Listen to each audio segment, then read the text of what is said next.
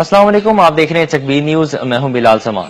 ناظرین، دماغی عارضے کی مہلک بیماری نے ننھی پری مانور کے سب خواب چکنا چور کر ڈالے۔ کتاب اور بستے کا ساتھ چھوٹا اور اب ہر پل مستقل معذوری کی جانب بڑھ رہی ہے۔ 2 وقت کی روٹی سے مجبور والدین اپنی بیٹی کے علاج کے لیے کسی مسیحا کے منتظر ہیں۔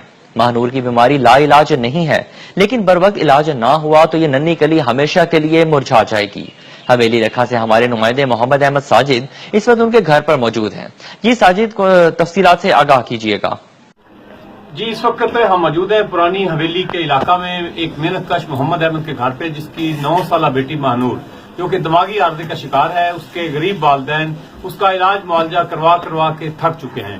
کرایہ کے مکان میں رہتے ہوئے 400 روپے یومیہ اجرت کمانے والا محنت کش اپنی بیٹی کا علاج کروانے سے قاصر ہے۔ اس وقت ان کی اہلیہ ہمارے ساتھ موجود ہے، ہم ان سے تفصیلات جانتے ہیں۔ جی بتائیے گا کہ آپ نے اپنی بیٹی کا علاج جو ہے وہ کہاں تک کروایا، ڈاکٹر حضرات کیا کہتے ہیں؟ جی، ہم نے اس کو چیک کروایا تھا تو انہوں نے کہا تھا کہ یہ پرائیویٹ میں ٹھیک ہوگی، لیکن اس کا علاج بہت مہنگا ہے۔ پھر ہم رک گئے تھے، ہم سے نہیں ہوا تو میرے میاں کی بہت آمدنی کم ہے، 400 روپے لے کر آتے ہیں، دہاڑی ان کی ہے، مزدوری کرتے ہیں۔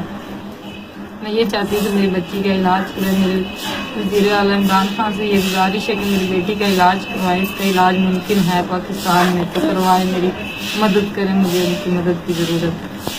جی ناظرین، آپ نے دیکھا کہ بچی کا علاج جو ہے پاکستان میں ممکن ہے، ان کے وسائل ان کے پاس نہیں ہیں۔ انہوں نے گورنمنٹ آف پاکستان کے چیف منسٹر پنجاب عثمان گجرات سے یہ مطالبہ کیا ہے، یہ ریکویسٹ کی ہے کہ بچی کا علاج جو ہے وہ کروایا جائے۔